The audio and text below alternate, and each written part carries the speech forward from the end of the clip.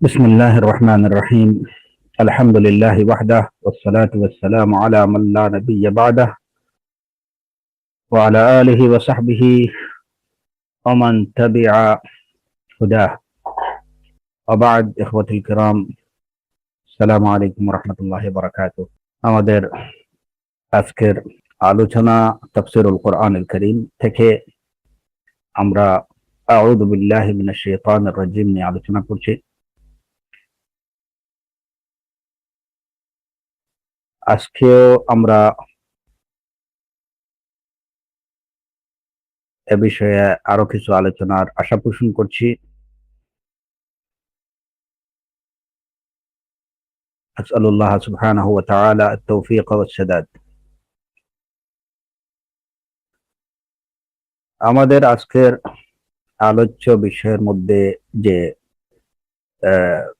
আলোচনার মধ্যে যে বিষয়গুলো থাকবে এর মধ্যে একটি হলো, যেটা নিয়ে গতকাল আমরা কিছু আলোচনা করেছি, শয়তানের বৈশিষ্ট্য। আমরা শয়তানের কিছু বৈশিষ্ট্য নিয়ে আলোচনা করব, যে আদম সন্তান থেকে সে কি চায়।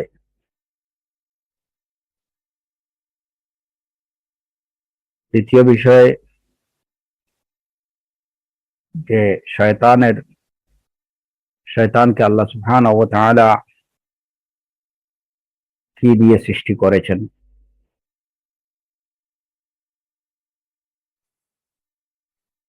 এবং তৃতীয় বিষয়,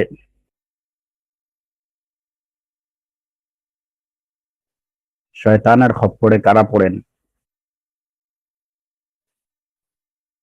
এবং সর্বোপরি শয়তানের হাত থেকে বাঁচার উপায়। তো আমরা প্রথমত শয়তানের যে আল্লাহ সুবহানাহু ওয়া তাআলা, দ্বিতীয় বিষয়টা আমরা প্রথমে আলোচনা করছি, তাহলে আলোচনা সুবিধা হবে ইনশাআল্লাহ। শয়তানকে আল্লাহ আযজা ওয়া জাল কি দিয়ে সৃষ্টি করেছেন, জিন্নাতকে কি দিয়ে সৃষ্টি করেছেন। আল্লাহ সুবহানাহু ওয়া তাআলার মাখলুকাতের মধ্যে উল্লেখযোগ্য মাখলুকাত হলো তিন প্রকার। আল্লাহর সৃষ্টির মধ্যে অসংখ্য সৃষ্টিজীব আছে, কিন্তু এর মধ্যে উল্লেখযোগ্য সৃষ্টি হচ্ছে তিন প্রকার। এক হলেন মালাইকারা, দ্বিতীয়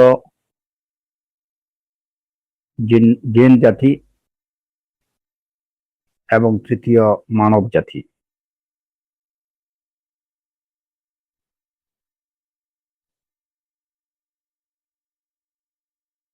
মানব জাতি এবং জিন জাতিকে সৃষ্টির বিষয়ে আল্লাহ সুবহানাহু ওয়া তাআলা কি দিয়ে সৃষ্টি করেছেন সে বিষয়ে কোরআনে কারীমে সুস্পষ্ট বর্ণনা আছে। একাধিক আয়াতে আল্লাহ সুবহানাহু ওয়া তাআলা ইরশাদ করেছেন। এক আয়াতে বলেছেন, খালাকাল ইনসানা মিন সালসালিন কাল ফাখার ওয়া খালাকাল জান্না মিন মারিজিম মিন নার।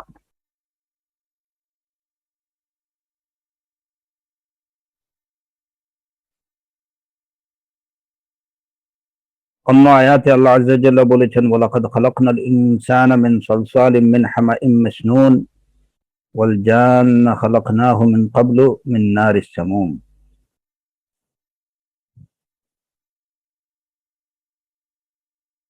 এবং অন্য আয়াতে আল্লাহ সুবহানাহু ওয়া তাআলা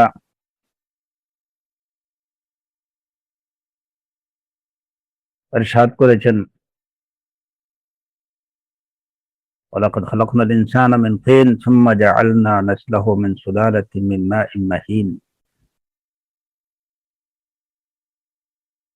এখন এই আয়াতগুলো থেকে যে বিষয়গুলো জানা যায়, আল্লাহ আযজা ওয়া জাল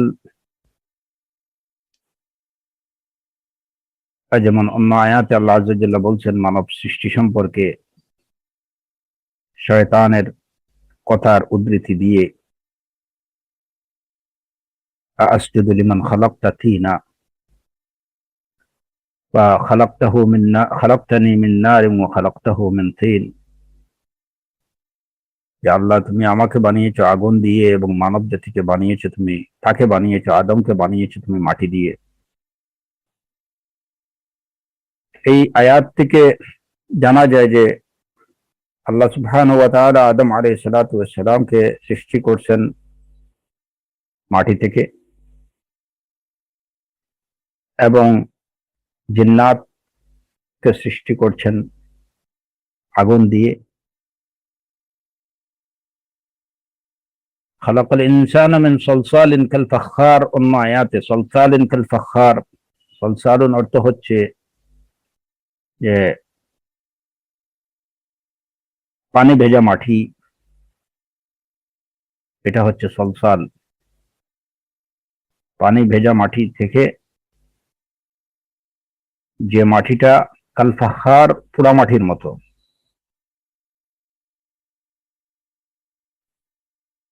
আল্লাহ আযজা ওয়া জাল্লা বলেছেন আমি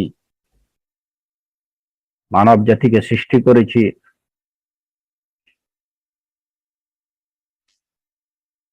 পোড়া মাটির ন্যায়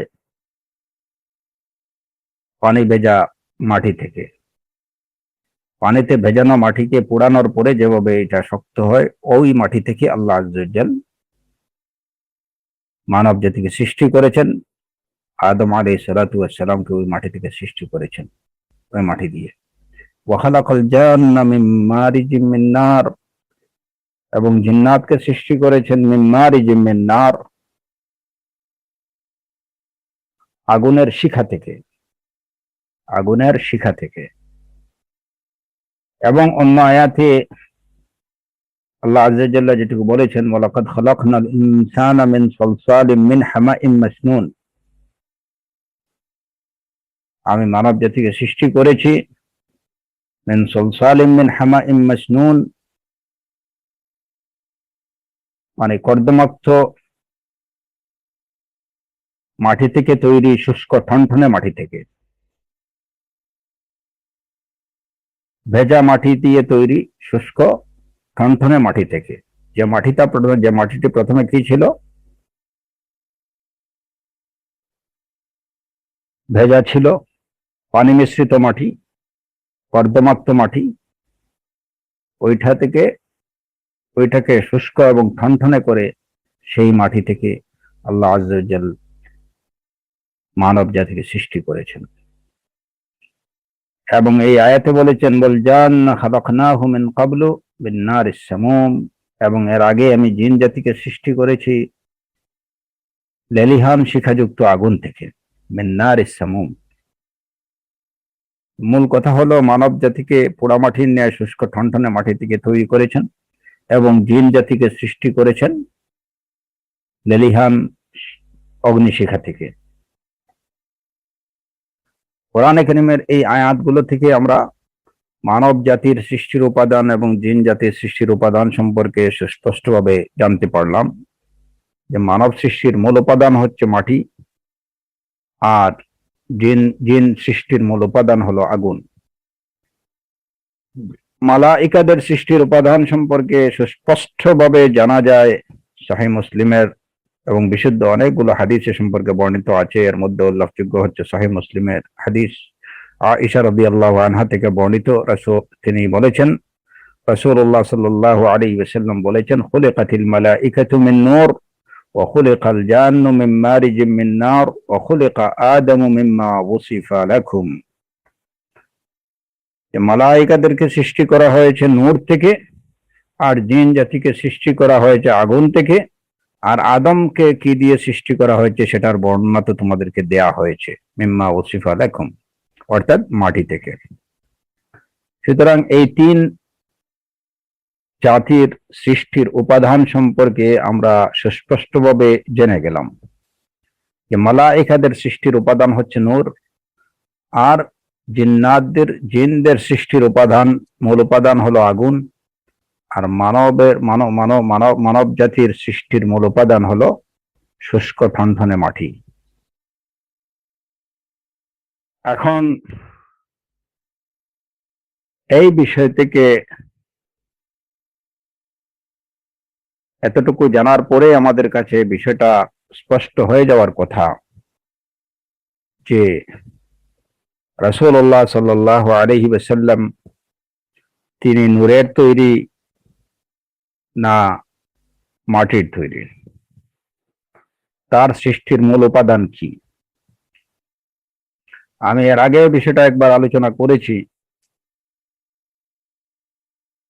যে অনেকেই রাসূলুল্লাহ সাল্লাল্লাহু আলাইহি ওয়াসাল্লামকে নূরে মুজাসসাম বলে থাকে। তো এর দ্বারা কিন্তু তাদের যদিও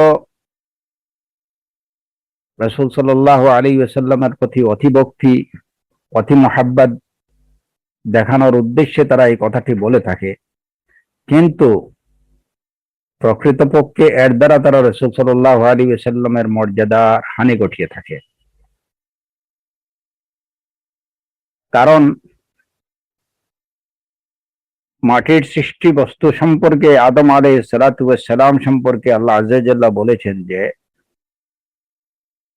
তিনি তার নিজের দুহাত দিয়ে বানিয়েছেন।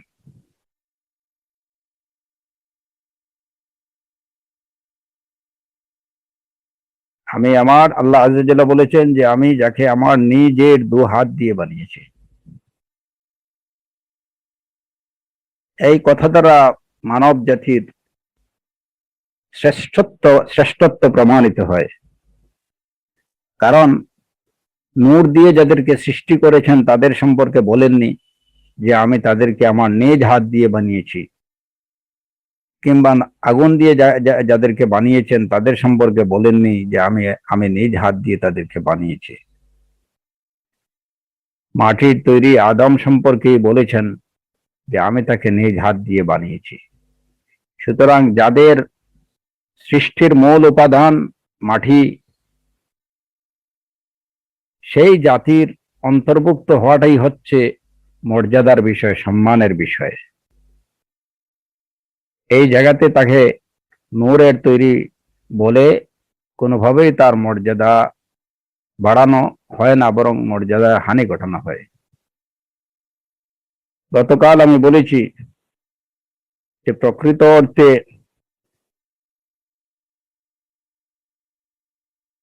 মানব জাতি হচ্ছে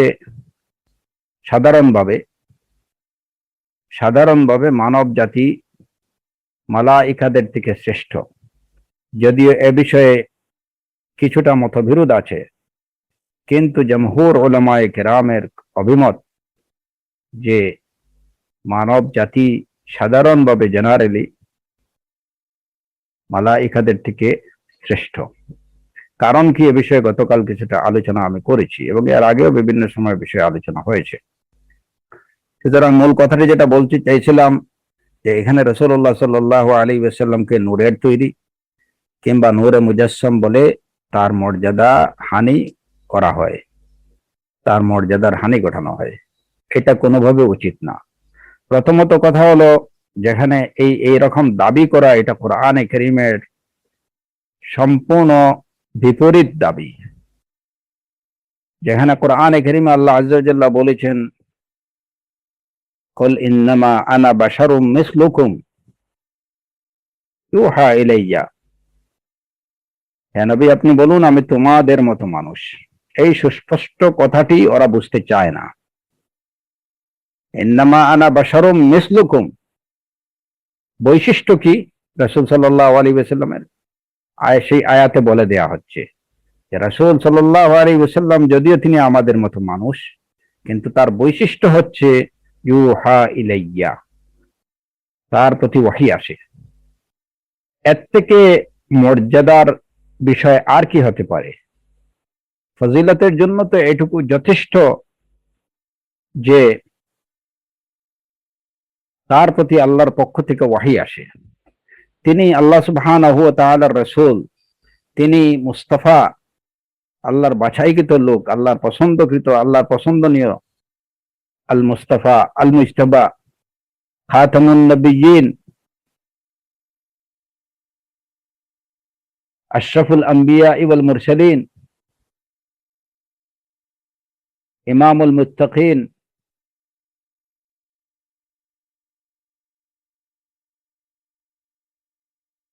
ইয়াউমুল কিয়ামা, যিনি হবেন সাইয়্যিদু বুলদে আদম ইয়াউমুল কিয়ামা। এই মর্যাদাগুলো তো আল্লাহ আযজা ওয়া জাল্লা কর্তৃক প্রদত্ত, এবং মুসলিম উম্মার কেউ এই বিষয়গুলোকে অস্বীকার করে না বা করার কোনো সুযোগ নেই। রাসূল সাল্লাল্লাহু আলাইহি ওয়াসাল্লামের মর্যাদার বিষয়ে যে বিষয়গুলো তার জন্য মর্যাদাপূর্ণ বিষয়, যেগুলো কোরআন এবং সুন্নাহ দ্বারা প্রমাণিত, সে বিষয়গুলোকে বাদ দিয়ে আমরা কেন এমন কিছু বা তার সম্পর্কে এমন কোনো কথা বলতে যাব যার পক্ষে কোরআন এবং সুন্নাতে কোনো দলিল নেই। মা আনজালাল্লাহু বিহা মিন সুলতান। যে কথার দ্বারা কোরআনে কারীমে আল্লাহ আযজা ওয়া জাল্লা যা বলেছেন সেই কথার বিপরীত বা পরিপন্থী দাবি হয়, এমন কোন যখন কেউ বলে যে রাসূলুল্লাহ সাল্লাল্লাহু আলাইহি ওয়াসাল্লাম নূরের তৈরি, তিনি নূরে মুজাসসাম, তার এই কথাটা কি কোরআনে কারীমের এই আয়াতের সম্পূর্ণ বিপরীত নয়? কোরআন বলছে এক কথা, তারা বলতেছে অন্য কথা। সে কি আশিকে রাসূল হতে পারে? তার মুমিন হওয়ার বিষয়তে সন্দেহ পোষণ করতে হবে, সে আসলে প্রকৃত অর্থে মুমিন কিনা। কারণ যারা কোরআনে কারীমের বিপরীত কথা বলে, একদম নাসসে সরিহ যেখানে আছে কোরআনে কারীমের কথা, এখানে তো এটা হাদিসের বিষয় না যে এখানে সহিহ বা দাঈফ হওয়ার কোনো কি আছে, অবকাশ আছে। নাসসে কাতঈ, যে নাসের ব্যাপারে, যে প্রমাণের ব্যাপারে বিন্দুমাত্র সন্দেহের অবকাশ নেই, এবং এখানে কোনো অস্পষ্টতাও নেই এই আয়াতে। কুল ইন্নামা আনা বাশারুম মিসলুকুম ইউহা ইলাইয়া আন্নামা ইলাহুকুম ইলাহুম ওয়াহিদ।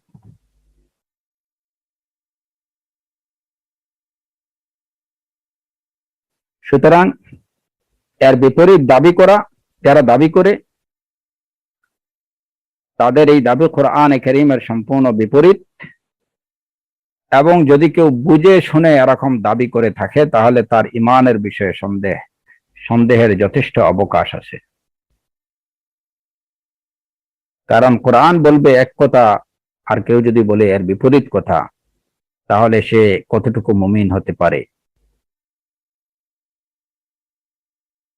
মানব জাতি রাসূলুল্লাহ, আল্লাহ আযজা ওয়া জাল রাসূল সাল্লাল্লাহু আলাইহি ওয়াসাল্লাম পাঠিয়েছেন আদম সন্তানের মধ্য হতে, মানব জাতির মধ্য হতে, মানব জাতির প্রতি তাদের মধ্য থেকে একজন রাসূল পাঠিয়েছেন।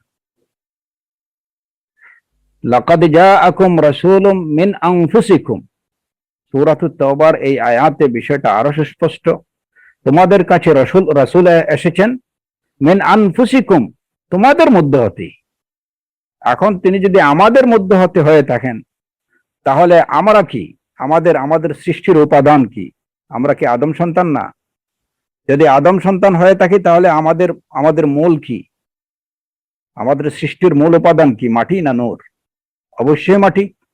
এখন রাসূল যদি আমাদের মধ্য থেকে হয়ে থাকেন, তাহলে অবশ্যই এইটুকু বিশ্বাস করতে হবে যে অবশ্যই তিনি মাটির তৈরি। তার বৈশিষ্ট্য বা তার মর্যাদা যেগুলো আল্লাহ আযজা ওয়া জাল্লা দান করেছেন, সেগুলো অবশ্যই ভিন্ন বিষয়। তিনি রাসূল, তিনি নবী, কিন্তু সৃষ্টিগত দিক থেকে সৃষ্টির তার সৃষ্টির মূলে যে উপাদান রয়েছে, সেই দৃষ্টি থেকে তিনি কি আমাদের মতো মানুষ, এই বিষয়ে কোনো মুসলিম সন্দেহ পোষণ করতে পারে না। কিন্তু তিনি আমাদের মতো মানুষ হলে কি হবে? মর্যাদার দিক থেকে তিনি আমাদের মতো না, তিনি নবী, তিনি রাসূল, তার প্রতি ওহী আসছে, তার প্রতি কোরআনে কারীম নাজিল হয়েছে, তিনি সমগ্র জগতের জন্য রাহমা, তিনি বাশীর, তিনি নাযীর। তিনি মানব জাতির জন্য পথ নির্দেশক, আলোর পথ দিশারি, পথের দিশারি।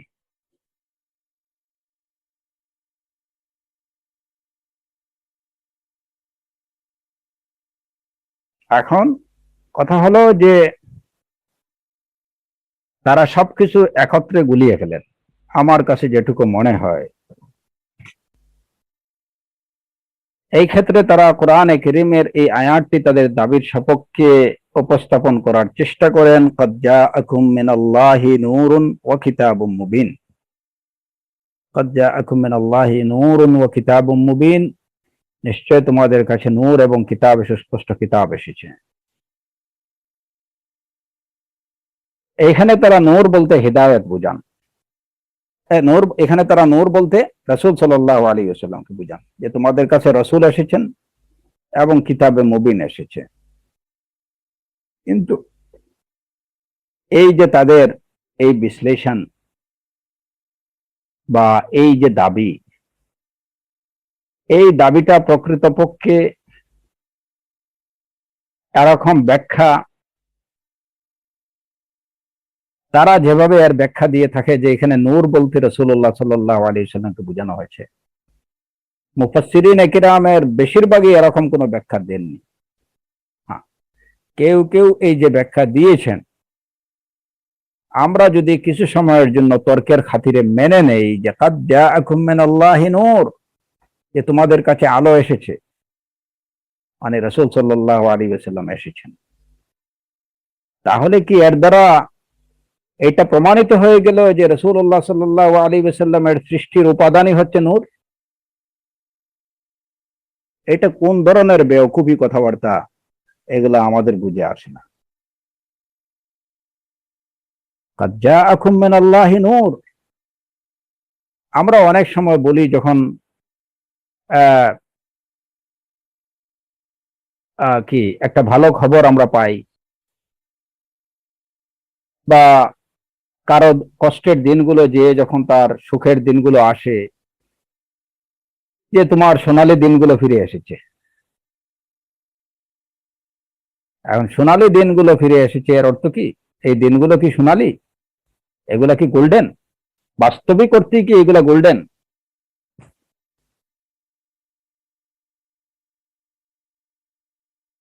একটা মা, একটা বাচ্চা, একটা মায়ের ঘরে একটা বাচ্চা হলো, পাড়া প্রতিবেশী এসে দেখে গেল যে তোমার ঘরে চাঁদের আলো এসেছে, চাঁদের আলো এসেছে। একটা ফুটফুটে বাচ্চা দেখে বলল চাঁদের আলো এসেছে, তার মানে কি ওই মেয়ের ঘরে কি চাঁদের আলো জন্ম নিয়েছে? তারা যদি এই সহজ কথাগুলো যদি না বুঝতে পারে, তাহলে বুঝতে হবে খাতামাল্লাহু আলা কুলুবিহিম ওয়া আলা সামঈহিম ওয়া আলা আবসারিহিম গিশাওয়া। তাহলে বুঝতে হবে লাহুম কুলুবুল লা ইয়াফকাহুনা বিহা ওয়া লাহুম আযানুল লা ইয়াফকাহু ওয়া আযানুল লা ইয়াসমাউনা বিহা। অন্তর আছে কিন্তু বুঝে না, কর্ণ আছে কিন্তু শুনে না, চোখ আছে কিন্তু দেখে না। উলাইকা কাল আনআম, এরা চতুষ্পদ জন্তুর মতো। তো যাই হোক, এটা আজকের আমাদের আলোচনার বিষয় এটা না। আমরা এইটুকু বলতে চেয়েছিলাম যে মালাইকাদের সৃষ্টির মূল উপাদান হচ্ছে নূর, জিন্নাতের সৃষ্টির মূল উপাদান হচ্ছে আগুন, আর মানুষের সৃষ্টির মূল উপাদান হচ্ছে মাটি। এখন সৃষ্টির উপাদানদের দিক থেকে, সৃষ্টির যে উপাদান, সৃষ্টির মূল উপাদানের দিকে যদি আমরা তাকাই, তাহলে আমরা দেখব যে মালাইকাদের সৃষ্টির মূলে যেটা রয়েছে নূর, নূরের মধ্যে ফায়দা ব্যতীত কোনো ক্ষতিকর কিছু নেই। নূর নূরুন আলা নূর, নূর তো নূরই, এটা সব সময় এটার মধ্যে ক্ষতিকর কোনো কিছু নেই, যা আছে সব কল্যাণ। সুতরাং মালাইকাদের মধ্যে যা আছে শুধু কল্যাণ আর কল্যাণ, কল্যাণ আর কল্যাণ। তাদের থেকে অরিষ্টকর, ক্ষতিকর, অকল্যাণকর কোনো কিছু হতে পারে না। লা ইয়াসুন আল্লাহ মা আমারহুম ওয়া ইয়াফআলুনা মা ইউমারুন, তারা আল্লাহর অনানুগত্য করেন না, নাফরমানি করেন না, আল্লাহ যা নির্দেশ দেন তারা সেটুকুই করে থাকেন, এর বাইরে যাওয়ার কোনো সুযোগ নেই। কারণ তাদের সৃষ্টির মূলে যে উপাদান রাখা হয়েছে সেই উপাদানের মধ্যেই কিন্তু অবাধ্যতা, নাফরমানি, ক্ষতিকর, অনিষ্টকর কিছু করার কোনো সুযোগ অবকাশ নেই। কারণ সেটা নূর, নূরের মধ্যে যা আছে সব কল্যাণ, সব বেনিফিট। অপরদিকে জিন্নাতের সৃষ্টির যে মূল উপাদান আগুন, এই আগুনের মধ্যে আমরা দেখি যে আগুনের বৈশিষ্ট্যের মধ্যে মূলত যা আছে সেটা হচ্ছে অকল্যাণ আর ক্ষতি। আগুনের যে বৈশিষ্ট্য, এই বৈশিষ্ট্যের মূলে যা আছে সেই মূলের দিকে যদি আমরা তাকাই, তাহলে এটার মধ্যে শুধুমাত্র জ্বালাও পোড়াও, ধ্বংস করো, হত্যাযোগ্য ধ্বংস, এগুলা ছাড়া আর কিছু নেই।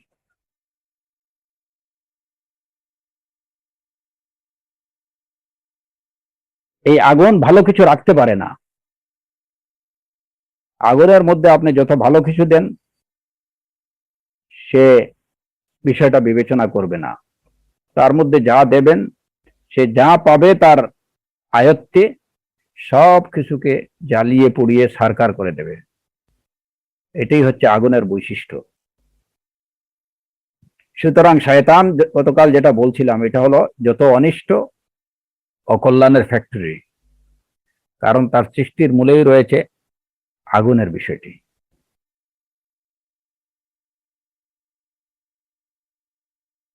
পক্ষান্তরে মানব জাতির সৃষ্টির মূল উপাদান হচ্ছে মাটি। আর মাটিটা হচ্ছে কেমন মাটি? সলসালিন কাল ফাখার। এই মাটিটাকে দুই ভাগে কি করা হয়েছে, একটা হচ্ছে সলসাল, এটা কি ছিল? পানিতে ভেজা মাটি। এরপরে এটাকে শুষ্ক করা হয়েছে কাল ফাখার, ঠনঠনে।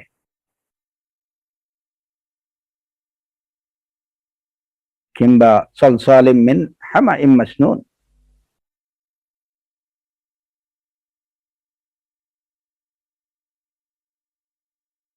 তো এই যে ঠনঠনে মাটি, যেটাকে পানিতে ভিজিয়ে রাখা হয়েছিল এবং সেই কর্দমাক্ত মাটি থেকে মানব জাতিকে সৃষ্টি করা হয়েছে। এই মাটির মধ্যে যে বৈশিষ্ট্যগুলো আমরা দেখি, মাটির মধ্যে কল্যাণটাই হচ্ছে বেশি। যদিও এখানে কল্যাণ এবং অকল্যাণ দুটোই থাকতে পারে। মাটির মধ্যে যদি আপনি ভালো কিছু রাখেন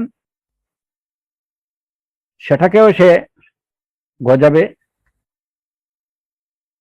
একটা ভালো জাতের বীজ যদি আপনি মাটিতে বপন করেন সেই গাছটাও যেমন উঠবে, একটা বাজে জাতের গাছের চারা যদি রোপণ করেন সেটাও কিন্তু উঠবে। ভালো এবং মন্দ দুটো গ্রহণ করার ক্ষমতা সম্পন্ন বিষয় হচ্ছে, বস্তু হচ্ছে মাটি। ইম্মা শাকিরান ওয়া ইম্মা কাফুরা, ইন্না হাদাইনাহু সাবিল ইম্মা শাকিরান ওয়া ইম্মা কাফুরা। আমি তাকে রাস্তা দেখিয়েছি, এবার সে শাকির হতে পারে, শুকরগুজার হতে পারে, অথবা সে অস্বীকারী অকৃতজ্ঞ হতে পারে। সে ভালোটা গ্রহণ করতে পারে, তাতে সে শাকির হতে পারে। সে মন্দটা গ্রহণ করতে পারে, এতে সে কাফুর হতে পারে। দুটোই আছে এইটার মধ্যে। এবং আল্লাহ সুবহানাহু ওয়া তাআলা মানুষকে তারপরে রাস্তা দেখিয়ে দিয়েছেন ভালোর। সেই ভালোটা গ্রহণ করার মধ্যে তার জন্য কি উত্তম বিনিময় আছে, কি উত্তম প্রতিদান আছে, সে বিষয়গুলো জানিয়ে দিয়ে তাকে উদ্বুদ্ধ করেছেন। মন্দ বিষয়গুলো সম্পর্কে তাকে সতর্ক করেছেন। এবার আল্লাহ আযজা জাল্লা বলেছেন, ফামান শাআ ফালিউমিন ওয়া মান শাআ ফালিয়াকফুর। এবার যে ইচ্ছা ঈমান পোষণ করতে পারো এবং যার ইচ্ছা কুফর করতে পারো। ঈমানদার এবং কাফিরদের পরিণতি সম্পর্কে এবং প্রতিদান সম্পর্কেও তিনি জানিয়ে দিয়েছেন। তো কথা হলো যে মানুষের সৃষ্টির উপাদান যেটা হচ্ছে মাটি, সেই মাটির মধ্যে ভালো এবং মন্দ দুটোই গ্রহণ করার ক্ষমতা আছে। যদি সে সেটাকে ভালো কাজে ব্যবহার করে তাহলে তার জন্য রয়েছে ইন্নাল্লাযীনা আমানু ওয়া আমিলুস সালিহাতি কানাত লাহুম জান্নাতুল ফিরদাউসি নুজুলা।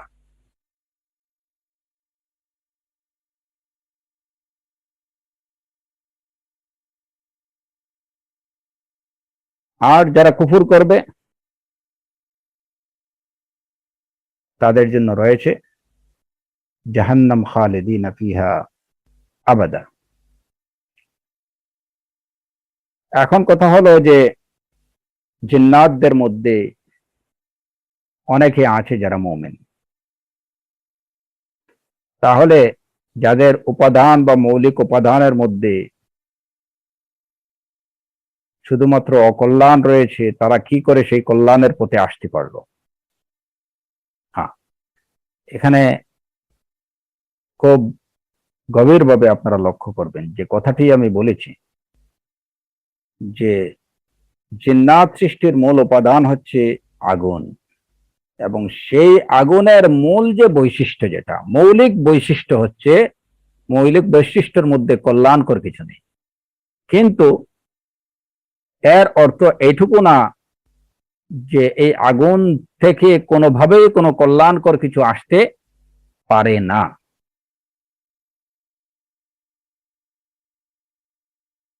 আগুন থেকে কল্যাণকর কিছু আসতে পারে, কিন্তু সেই অনুপাতটা হলো খুবই কম।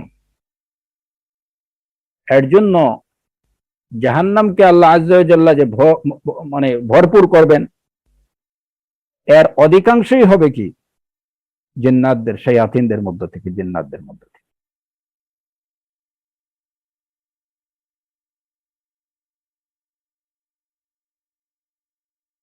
খুব জিন্নাতদের মধ্য থেকে খুব কম সংখ্যক হবে মুমিন, খুব কম সংখ্যক। قل أوحي إلي أنه استمع نفر من الجن فقالوا إنا سمعنا قرآنا عجبا يهدي إلى الرشد فآمنا به ولن نشرك بربنا أحدا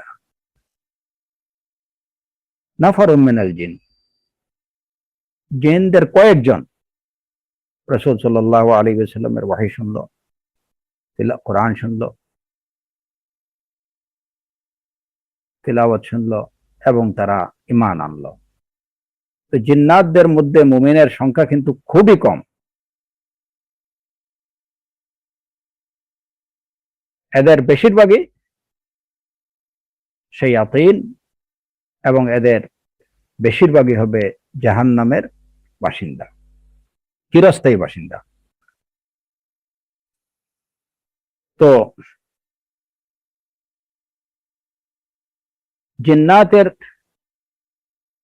সৃষ্টির মূল উপাদান যেটা আমরা জানলাম কোরআনে কারীম থেকে, যে সেটা হচ্ছে আগুন। এবার লক্ষ্য করুন যে আমরা দেখি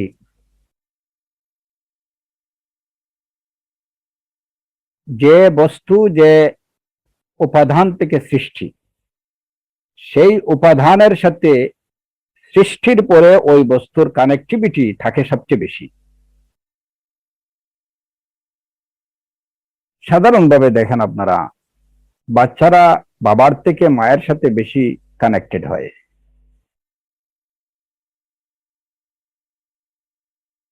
তো জিন্নাত যেহেতু সে আগুন থেকে সৃষ্টি, যে কারণে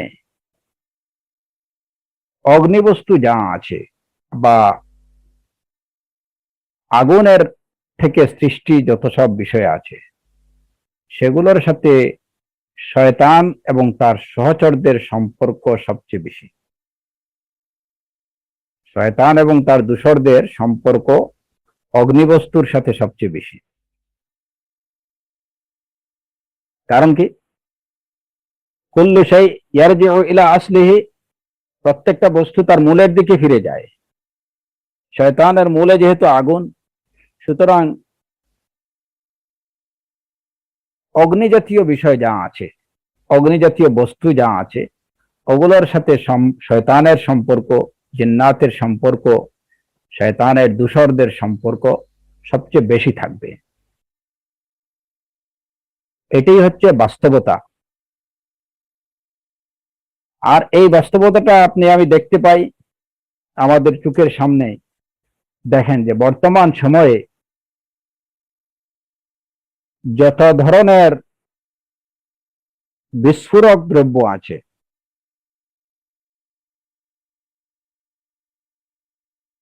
পারমাণবিক বোমা বলেন,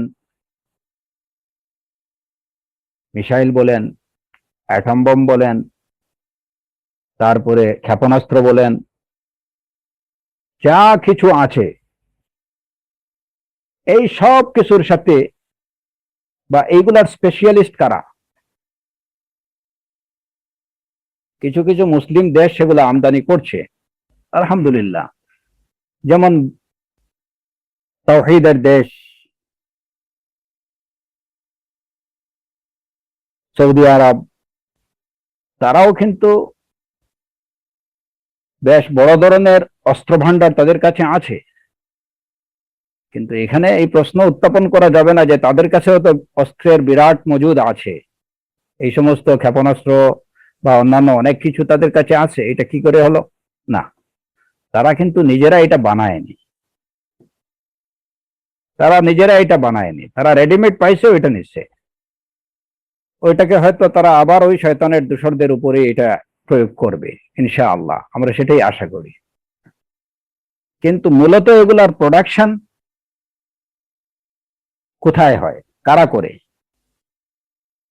একদম শয়তানের খুব ঘনিষ্ঠ সহচর যারা, তারাই কিন্তু এগুলাতে এগিয়ে। কারণ শয়তান কোন সময় তার বিষয়ে, সে যে সাবজেক্টে স্পেশালিস্ট, ওই সাবজেক্টটা, ওই বিষয়টা কিন্তু সে অন্য কাউকে শিখাবে না। কারণ কি,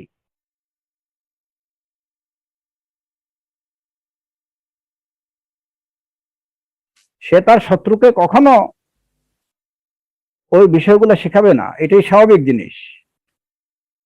মুসলিম মুওয়াহিদ মুমিন যারা আছেন, তাদেরকে সেই বিষয়গুলো শেখাবে না। সে শিখাবে তার দূষরদের, যারা তার পরম মিত্র, যারা তার দুষ্ট, তাদেরকে শিখাবে। যে কারণে আপনি দেখেন গোটা বিশ্বব্যাপী যত ধরনের বিস্ফোরক আছে, সেটা যে কোনো লেভেলের, যে কোনো পর্যায়ের হোক, আপনি পারমাণবিক বোমা থেকে শুরু করে সাধারণ এই যে চকলেট বোমা হোক বা অন্য যা কিছু, যত ধরনের বিস্ফোরক আছে, ক্ষেপণাস্ত্র আছে, গুলি আছে, বারুদ আছে, সব কিছুর উৎপাদন কারা করে? মূল উৎপাদন ওই শয়তানের দূষরদের দ্বারাই হয়ে থাকে। ওরাই এই বিষয়গুলোতে স্পেশালিস্ট। এখন পর্যন্ত কোনো মুসলিম দেশ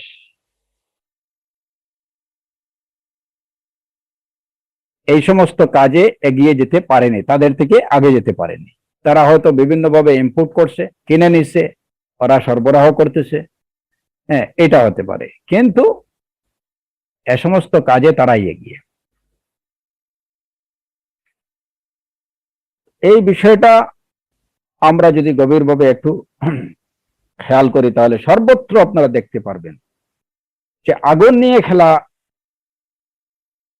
খেলাধুলা বা অগ্নিজাতীয় বিষয়বস্তু নিয়ে যারা নাড়াচাড়া করে, গবেষণা করে, এগুলার পিছনে যারা লেগে আছে, এরা হচ্ছে শায়াতিনুল ইনস।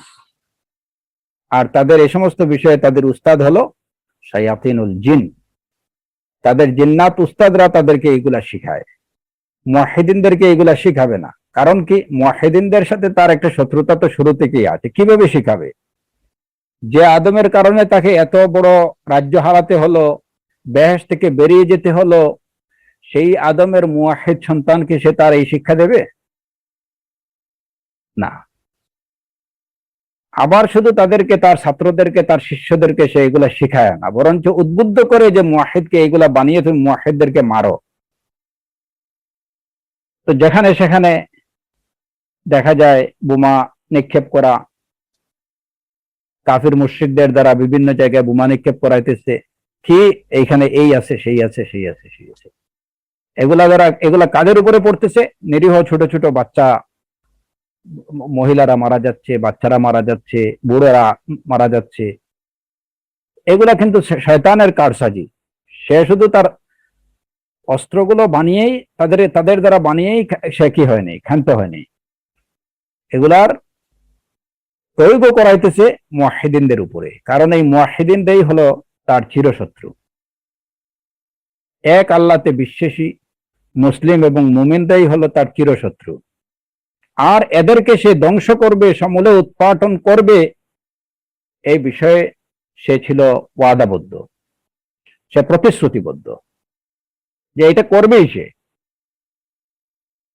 এবং সেই ধারাবাহিকতায় করতেই আছে। সে কারণে দেখা যায় যে প্রতিদিনই বা প্রতিনিয়তই, সেটা আমরা বলতে পারি, একদম হেন কারণে, তুচ্ছ কারণে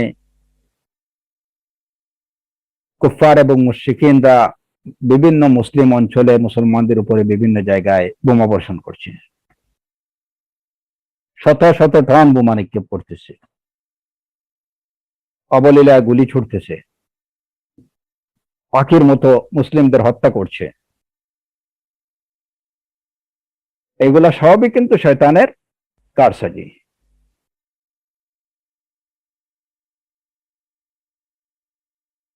তো কারণ তার সৃষ্টির মূল উপাদান হলো আগুন, এবং অগ্নিজাতীয় যা আছে সবকিছুতেই দেখা যাবে যে সব সময় কাফির মুশরিকরা, শয়তানের দূষররাই এগিয়ে থাকবে।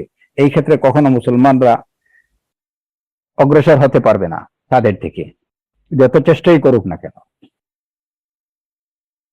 মুসলিমদের অস্ত্র কি হবে? কোরআনে কারিমে আল্লাহ আযজা ওয়াজাল্লা বলছেন, ওয়া'আইদ্দু লাহুম মাসতাতা'তুম মিন কুওয়াহ ওয়া মির রিবাতিল খাইল তুরহিবুনা বিহি আদুওয়াল্লাহ। যেগুলো একদম ন্যাচারাল উপাদান। ইসলামের ইতিহাস ওরকমই বলে, আমির রিবাতুল খাইলি তুরহিবুনা বিহি আদুওয়াল্লাহ। প্রকৃত মুসলিমরা খেজুরের ডাল দিয়ে কাফির মুশরিকদের বিরুদ্ধে যুদ্ধ করেছেন। তাদের তেমন কোনো অস্ত্রশস্ত্র কিছুই ছিল না। তাদের মূল অস্ত্র ছিল ঈমান। তো এই কথা বলার মূল উদ্দেশ্য হলো যে যুগে যুগে সব সময় এইটুকু আশা করা যে আজকে মুসলিম দেশগুলো আপনার এই যে মানে আধুনিক অস্ত্রশস্ত্রের দিক থেকে এগিয়ে যাবে, এগুলা না, এটা হবে না, এটা হওয়ার কথা না। কারণ এইগুলা শিক্ষা দেওয়ার তাদের মূল গুরু হচ্ছে শয়তান। আর শয়তান তার অনুসারী, অনুগামী যারা আছে তাদেরকে এই বিষয়গুলো শিক্ষা দেবে। প্রকৃত মুসলিম মুমিন মুওয়াহিদরা, মুওয়াহিদ কোন দেশ এ সমস্ত বিষয়ে তাদের থেকে অ্যাডভান্স হতে পারবে না। হ্যাঁ, আল্লাহ আযজা ওয়াজাল্লা যে ব্যবস্থা করে দেবেন, যে প্রয়োজন মাফিক বিভিন্ন মুসলিম দেশ হয়তো তাদের থেকে তারা ওইগুলা বানাবে, মুসলিম দেশগুলোকে সরবরাহ করবে। এই জায়গাতে মুসলিম দেশগুলো যদি তারা হিকমা অবলম্বন করেন যে যাতে তাদের দ্বারা কোনো মুসলিম আক্রান্ত না হয়, হিকমার সাথে যদি তারা এবং যদি যথেষ্ট পারদর্শিতার সাথে, বাসিরার সাথে এগুলোকে ইউটিলাইজ করতে পারেন, তাহলেই সফলতা আসবে ইনশাআল্লাহ। কিন্তু শর্ত হলো অবশ্যই মুমিনকে মুমিন হতে হবে, আহলে তাওহীদকে প্রকৃত অর্থে মুওয়াহিদ হতে হবে। তাহলে আপনার ছোট একটা ঢিলও কিন্তু কাজ দেবে, আর নতুবা অনেক বড় কিছুও এটা কোনো কাজে আসবে না। কারণ মুসলিমদের মূল শক্তি হচ্ছে আল্লাহ আযজা ওয়াজাল্লাহর সাহায্য। ওমান নাসরু ইল্লা মিন ইনদিল্লাহিল আজিজিল হাকীম। এর জন্য উলুম হচ্ছে, আমরা দেখি যে জ্ঞানটাকে আমরা দুই ভাগে ভাগ করতে পারি। একটা হচ্ছে উলুমে রাহমানি এবং আরেকটা হচ্ছে উলুমে শয়তানি। আরেকটা বিষয় আপনারা লক্ষ্য করেন যে আমরা জাস্ট একটা মানে একটা সূত্র খুঁজে পাই বা একটা ওইখানে এর সাথে একটা সম্পর্ক দেখতে পাই। গরম খাবার রাসূলুল্লাহ সাল্লাল্লাহু আলাইহি ওয়াসাল্লাম পছন্দ করতেন না। এমনকি একটি হাদিস আছে আগুনে ছোঁয়া কিছু খেলে ওযু করতে হবে।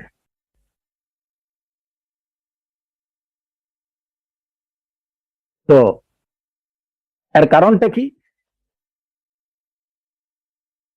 হয়তো প্রকৃত কারণ বা প্রকৃত হিকমা যে রাসূল সাল্লাল্লাহু আলাইহি ওয়াসাল্লাম কেন গরম খাবার অপছন্দ করতেন, এর পিছনে অবশ্যই অনেক হিকমা এলাহিয়া আছে, এর মধ্যে অনেক বেনিফিট আছে যেগুলো হয়তো বেশিরভাগ আমরা জানি না।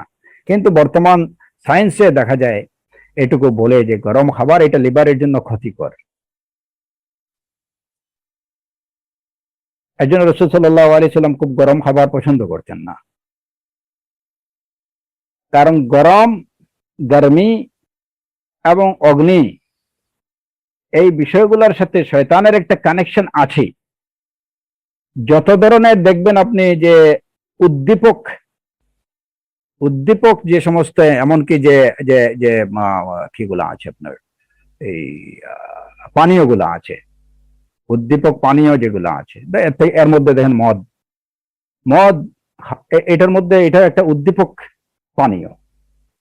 এবং বর্তমান সময়ে যে বাজারে অহরহ আরো বিভিন্ন ধরনের কি পাওয়া যায়, হ্যাঁ, যেগুলা আসলে উদ্দীপক, খাওয়ার পরে শরীর অনেক সময় শীতের মধ্যে খেলেও দেখা যায় যে শরীরটা গরম হয়ে গেছে, চাঙ্গা হয়ে উঠছে। তো এই চাঙ্গা এক জিনিস আর গরম হয়ে যাওয়া আরেক জিনিস। এই বিষয়গুলো অপছন্দনীয়। কারণ আপনি দেখবেন যে যত ধরনের উদ্দীপক পানীয় আছে, উদ্দীপক খাবার আছে, এগুলা আসলে মানব জাতির জন্য এগুলা কল্যাণকর না, এগুলার মধ্যে অকল্যাণ আছে। সায়েন্স তো বলেই দিচ্ছে যে আপনি গরম চাটা পর্যন্ত যতটুকু পারেন ঠান্ডা করে খান, একটু একদম গরম খাবেন না। কারণ কি এটার সাথে আগুনের সম্পর্ক আছে, আগুনের সাথে শয়তানের সম্পর্ক আছে। তো এটা তো সবসময় অকল্যাণের ফ্যাক্টরি। এই ফ্যাক্টরির সাথে কানেকশন থাকবে যে বস্তুর, সেটার মধ্যে আসলে কল্যাণ থাকতে পারে না।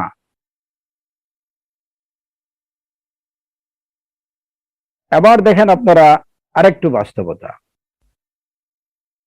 একটা লোকের প্রচন্ড ঘুম পাচ্ছে, হঠাৎ করে শুনলো যে এখানে তার পাশেই একটা গানের আসর বসছে,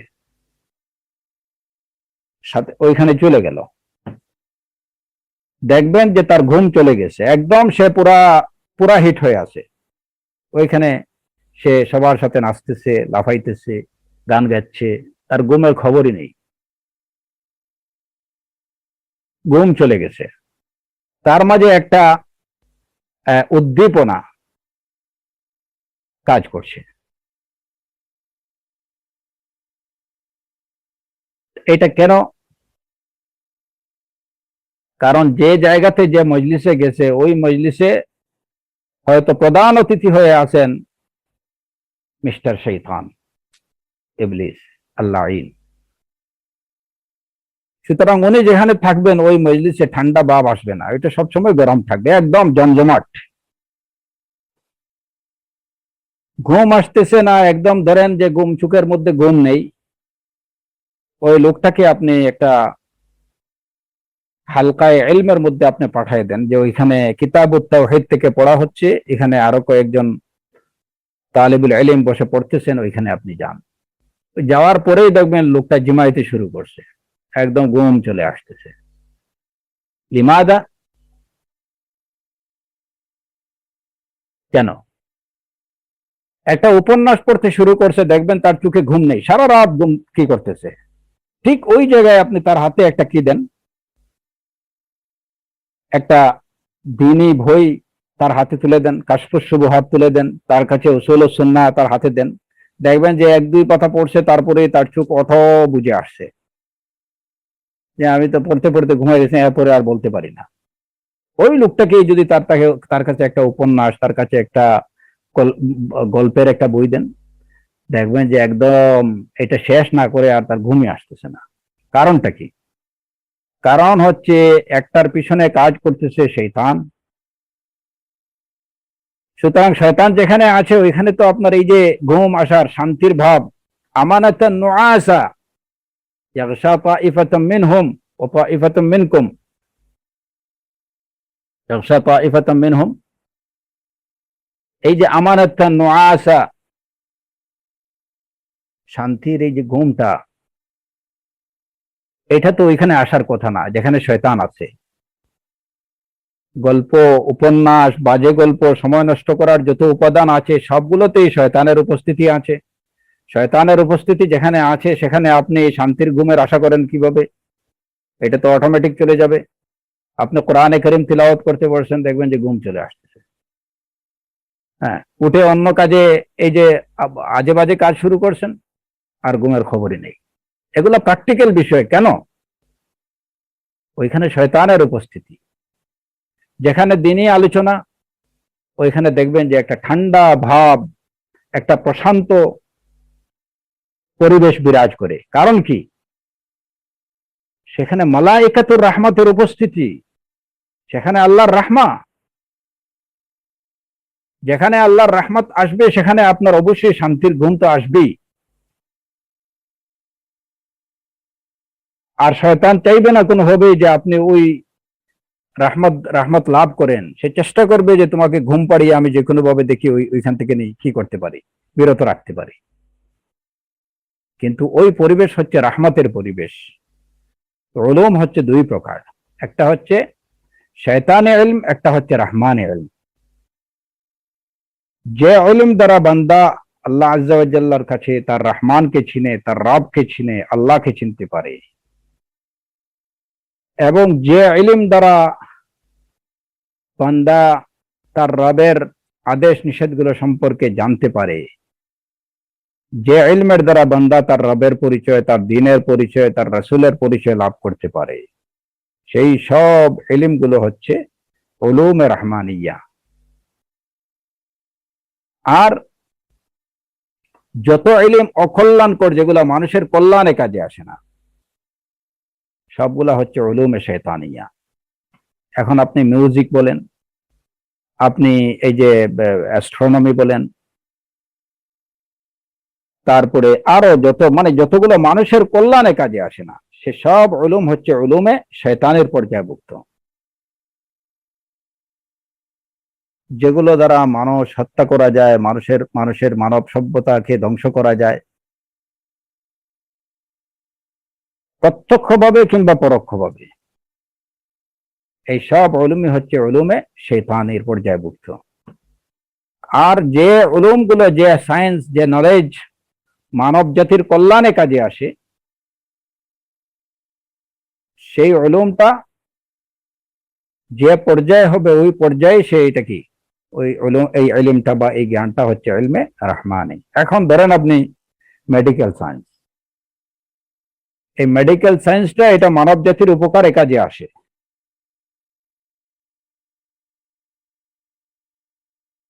এটা মানব জাতির উপকারে কাজে আসে, মানব জাতির কল্যাণে কাজে আসে। সুতরাং এটা কি, এই পর্যায়ে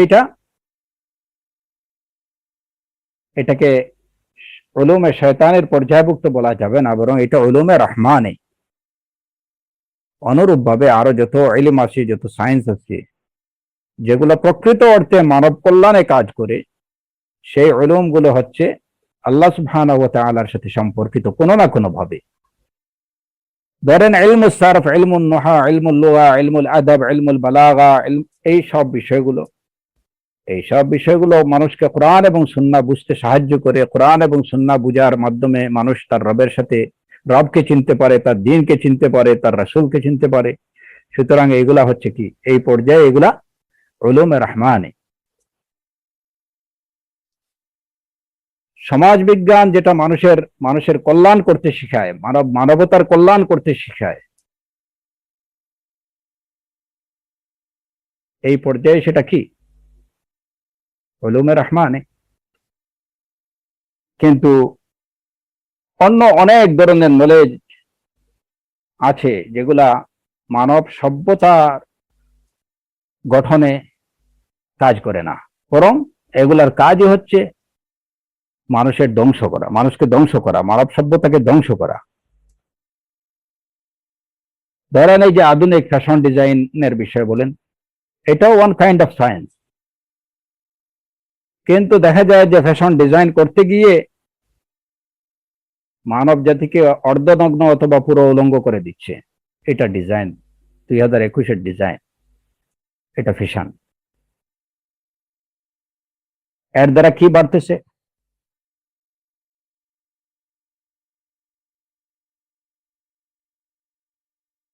যুবকদের মধ্যে উচ্ছৃঙ্খলা, যুবতীদের মধ্যে উচ্ছৃঙ্খলা, সমাজে বেহায়াপনা, অশ্লীলতা, এগুলা বৃদ্ধি পাচ্ছে, এগুলা স্প্রেড হচ্ছে। তো প্রকৃত অর্থে এগুলা মানব সভ্যতাকে ধ্বংস করছে।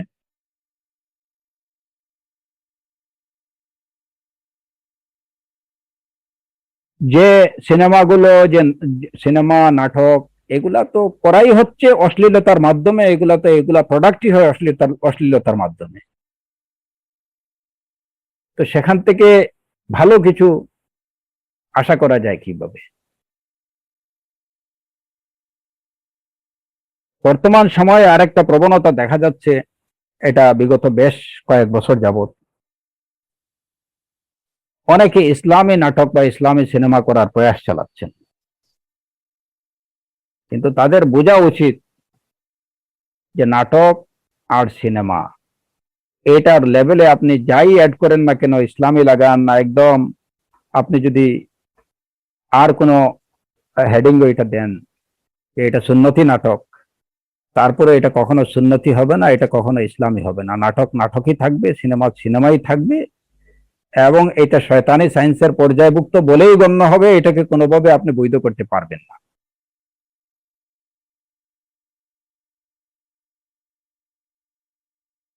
কিন্তু আমাদের মুসলিম সমাজে অনেকে আছেন লিবারেল মুসলিম, তারা হয়তো অনেক বড় চিন্তা করেন, ভবিষ্যৎ চিন্তা করেন। তো দেখা যায় যেমন অনেক সময় যে ইসলামী নাটক এবং সিনেমার নামে তারা বিভিন্ন কিছু মঞ্চায়ন করছেন। হ্যাঁ, কিন্তু প্রকৃতপক্ষে এগুলোর দ্বারা ইসলামের খেদমত করা হচ্ছে না, বরং ইসলামের কি করা হচ্ছে, ক্ষতি করা হচ্ছে।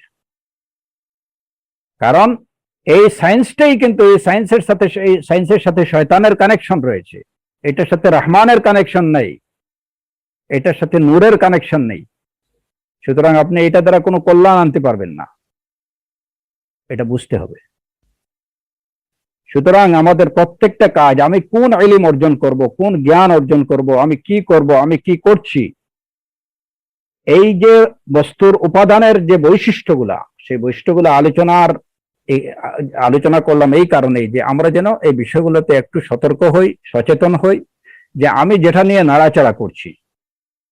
আপনার বাচ্চার কাছে আপনি একটা পিস্তল দিলেন, খেলনার পিস্তলই ধরেন, কেন?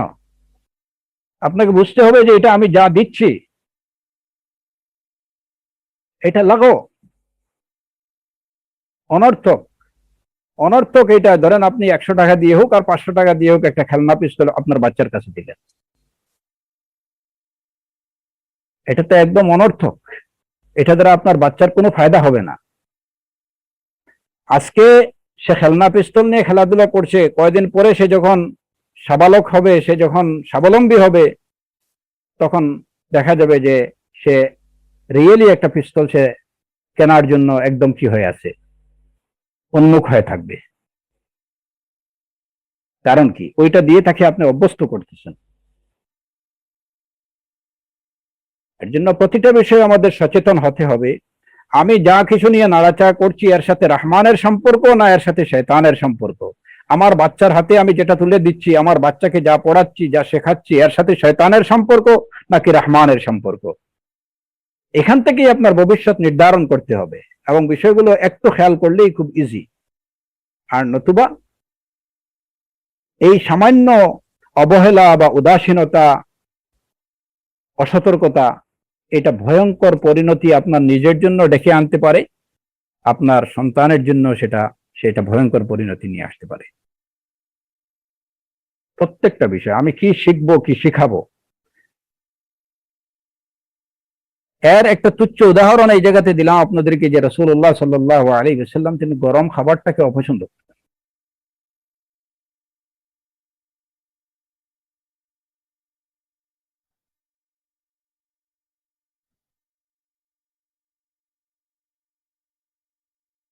এই উলুমে শয়তান এবং উলুমে রহমানিকে আমরা বলতে পারি এইভাবেও, যে মূলত জ্ঞান বা সায়েন্স দুই প্রকারের, একটা হচ্ছে মানুষের, যেটা মানুষের জন্য কল্যাণকর, এবং একটা হচ্ছে মানুষের জন্য অকল্যাণকর, ক্ষতিকর। কল্যাণকর যত বিষয় আছে সেগুলো প্রকৃত অর্থেই কল্যাণকর। কিছু আছে যে আপাত দৃষ্টিতে আমার কাছে মনে হচ্ছে এটা কল্যাণকর, কিন্তু প্রকৃত অর্থে এটা কল্যাণকর না।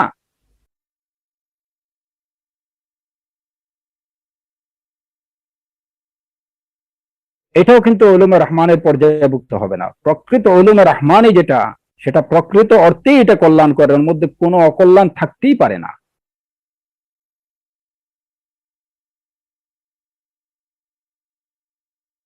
এবং রহমানি ইলমের দ্বারা মানুষ প্রশান্তি, সুখ এবং আনন্দ লাভ করে। এবং যে আনন্দ হয়, যে প্রশান্তি, সুখ, এটা হয় দুনিয়াতেও এবং এটা হয় পরকালেও। পক্ষান্তরে উলুমে শয়তানি দ্বারা টেম্পোরারিলি, যেমন উপস্থিত সময়ে কিছুটা বিনোদন, কিছুটা আনন্দ মানুষ উপভোগ করে, কিন্তু এর দ্বারা সে একটা স্থায়ী ক্ষতির সম্মুখীন হয়। যেমন ধরেন একটা লোক মদ পান করলো, সাময়িক সময়ে সে ধরেন হয়তো একটা দুশ্চিন্তা বা কোনো কারণে সে শক, হ্যাঁ, এটা তার মাথা থেকে গেল, ঘন্টা দুয়েক সে খুব নিজেকে খুব প্রফুল্ল মনে করলো, যে না কোনো টেনশন নাই, সে সারা দুনিয়া রাজা হয়ে গেল। এরপরে যখন তার হুঁশ ফিরে এলো, তার নেশার ভাব যখন দূর হয়ে গেল, তখন কিন্তু তার মধ্যে যে দুশ্চিন্তা ভর করে, সেই দুশ্চিন্তা আগের থেকে আরো শতগুণ বেশি দুশ্চিন্তা ভর করে। এবং এইভাবে এই পথ অবলম্বন করে সে একটা নিশ্চিত ধ্বংসের দিকে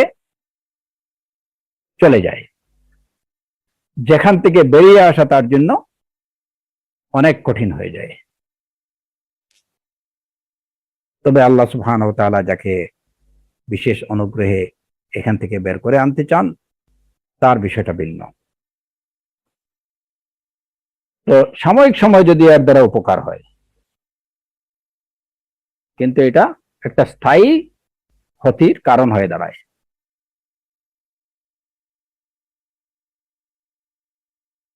তো এই হলো আসলে শয়তানের তার বৈশিষ্ট্যগত মৌলিক উপাদানের দিক থেকে তার যে বৈশিষ্ট্য, এগুলা আমরা আমাদের বাস্তব জীবনে যেগুলো আমরা দেখতে পাই, এ সমস্ত বিষয়ে আমাদের সতর্ক হওয়া দরকার, সচেতন থাকা দরকার। শয়তান এখানে আরেকটি বিষয় দেখেন, যে আল্লাহ সুবহানাহু ওয়া তাআলা যখন শয়তানকে সেজদা করতে বললেন, অন্যান্য মালায়েকাদেরকে সেজদা করতে বললেন, ওয়া ইয কুলনা লিল মালাইকাতি ইসজুদু লি আদম ফাসাজাদু ইল্লা ইবলিস, ইবলিস, মালায়েকারা সবাই আদম আলাইহিস সালামকে সেজদা করলেন, কিন্তু শয়তান সেটা করলো না। করলো না তো করলো না, সেটা ছিল একটা অপরাধ। কিন্তু অপরাধের উপরে আরেকটা অপরাধ করলো কি, সে বলল আসজুদু লিমান খালাকতা তিনা। এটা শয়তানের বৈশিষ্ট্যগুলো বোঝানোর জন্য আমি আপনাদেরকে এই আয়াতটি উল্লেখ করলাম। তো এখানে সে প্রশ্ন ছুড়ে দিল, আসজুদু লিমান খালাকতা তিনা, আপনি যাকে মাটি দিয়ে বানিয়েছেন আমি তাকে সাজদা করব? এটা গেল একটা প্রশ্ন। তো এটা করলো অপরাধের উপরে অপরাধ। তারপরে করলো আরেকটা অপরাধ, সেটা কি, এরপরে সে বলল, এই কোরআনে কারীমের এই আয়াতেই আল্লাহ আযজা ওয়া জাল্লা তার সম্পর্কে বলছেন। শয়তান বলল, কালা আরাআইতাকা হাযাল্লাযী কাররামতা আলাই। শয়তান বলল যে আল্লাহ আপনি দেখুন তো, এই লোকটাকে আপনি আমার উপরে মর্যাদা দিয়ে দিলেন, আরাইতাকা হাদাল্লাযী কাররামতা আলাই। এই আয়াতে আমরা কি দেখতে পাই? শয়তানকে নির্দেশ দেয়া হলো আদম আলাইহিস সালাতু ওয়াস সালামকে সিজদা করার জন্য। সিজদা করার জন্য সে ছিল আদিষ্ট। ইয়া ইবলিস মা মানাআকা আন তাসজুদা ইয আমারতুক। অন্য আয়াতে আল্লাহ আযজা ওয়া জাল্লা বলছেন, হে ইবলিস, তোর কি হলো? কোন জিনিস তোকে বিরত রাখলো সিজদা করা থেকে যখন আমি সিজদা করার নির্দেশ দিলাম?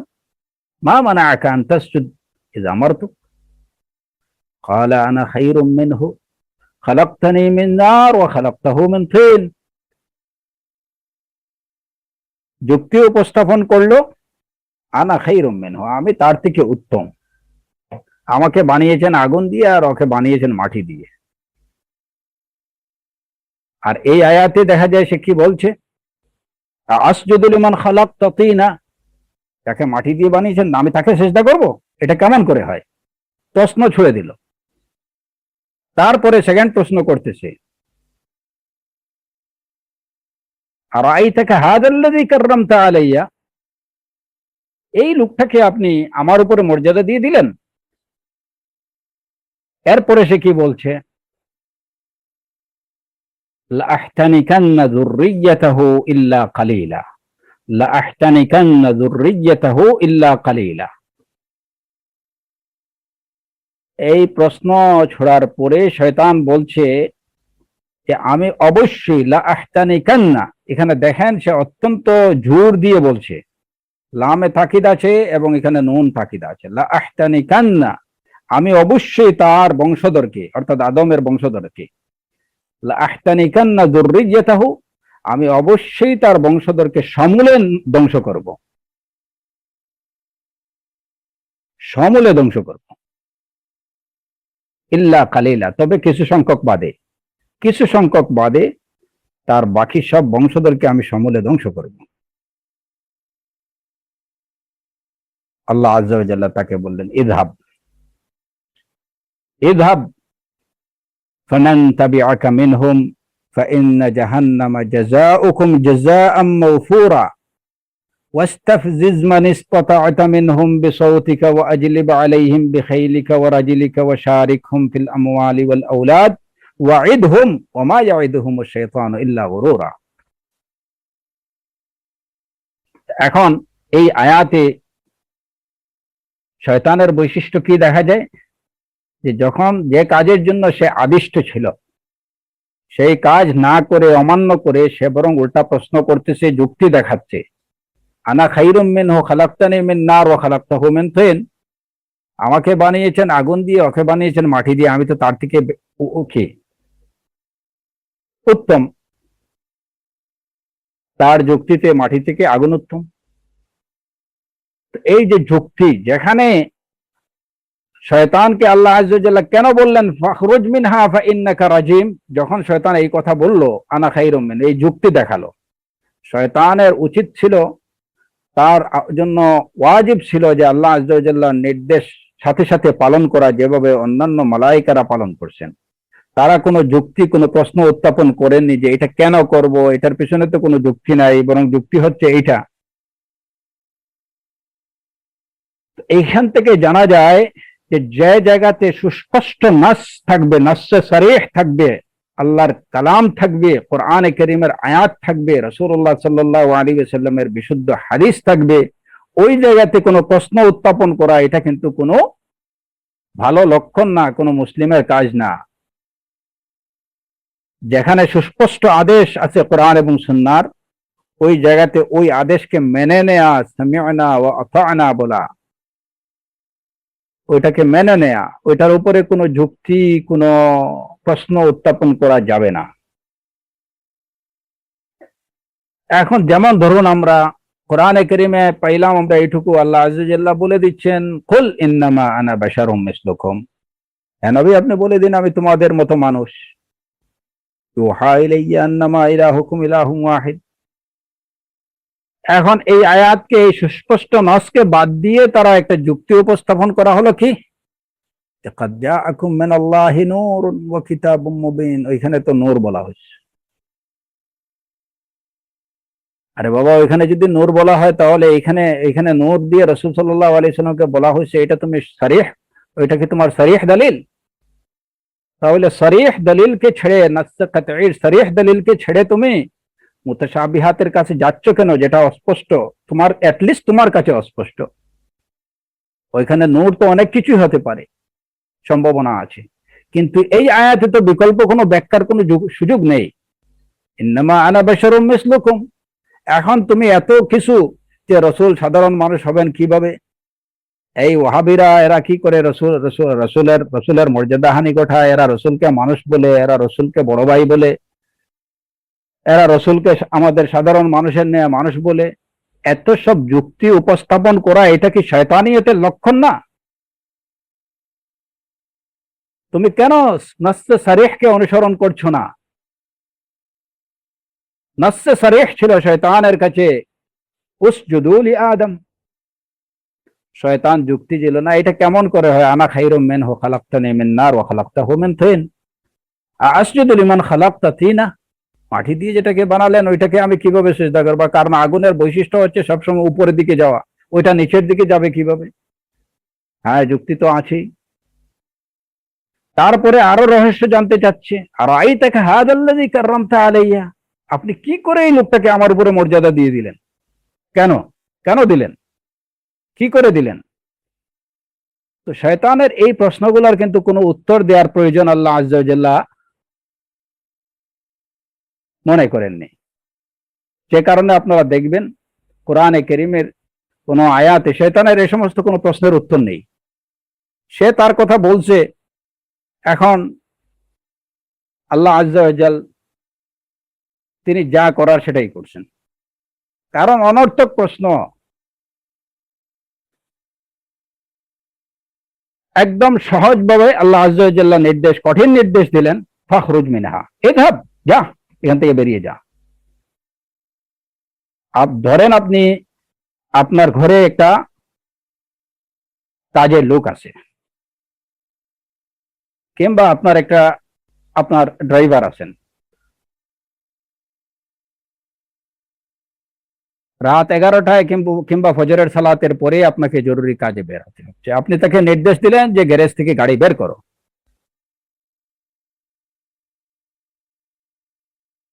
এখন সে যদি আপনাকে বলে যে মাত্র ফজরের সময় হলো, এখন ঘুমানোর সময়, এখন কেন বের হবো? আপনার কাজ কি? আপনি কি দেখেন না যে রমাদানের রাত, সারা রাত আমি জেগেছিলাম, এখন একটু ঘুমাবো, এখন বের হওয়া এটা কি সমীচীন আমার জন্য? যদি আপনাকে, আপনার প্রতি আপনার ড্রাইভার সাহেব যদি এই প্রশ্নগুলো করে, কিংবা আপনার কাজের লোককে আপনি একটা কাজের নির্দেশ দিলেন, সে আদিষ্ট ওইটা করতে, সে যদি পাল্টা প্রশ্ন করে কেন করব, এটা করা কি ঠিক হলো? আপনি আমাকে এই অর্ডারটা দেওয়া কি ঠিক হলো? আপনার উত্তরটা কি হবে? আপনি তাকে আপনার ড্রয়িং রুমে ডেকে নিয়ে, যে হ্যাঁ বাবাজি আপনি আসেন, আমি এইগুলো, আর এই যে কেন আপনাকে এটা বলছি, এখন গাড়ি কেন বের করবেন, আপনাকে ব্যাখ্যা দিচ্ছি, আপনি একটু শুনে যান, এটা বলবেন? না বলবেন যে এক্ষুনি তোমার তল্পি তল্পা গুটিয়ে নাও এবং গেট আউট? এত বড় সাহস পেলে কুত্তিকে যে তুই আমাকে প্রশ্ন করবি, গেট আউট।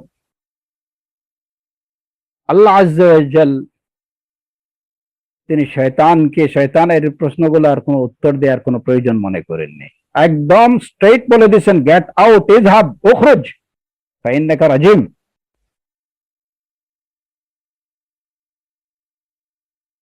এখান থেকে আমাদের শিক্ষণীয় হলো, যেখানে আল্লাহ আযজা ওয়া জাল্লার কথা আসবে, আল্লাহর নির্দেশ আসবে, রাসূলুল্লাহ সাল্লাল্লাহু আলাইহি ওয়াসাল্লামের নির্দেশ আসবে, ওই জায়গায় আর কোনো প্রশ্ন উত্থাপন করা যাবে না, কোনো ভিন্ন বিশ্লেষণ উত্থাপন করা যাবে না। যেখানে সরিহ নির্দেশ থাকবে, সুস্পষ্ট নির্দেশ থাকবে, ওই অর্ডারের উপরে কোনো কথা বলা যাবে না, এটাই ফাইনাল কথা।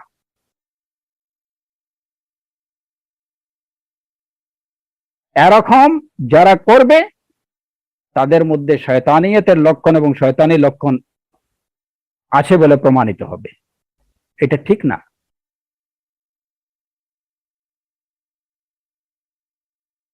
এরপরে দেখেন এই যে ভয়ঙ্কর শত্রুটা কি বলল,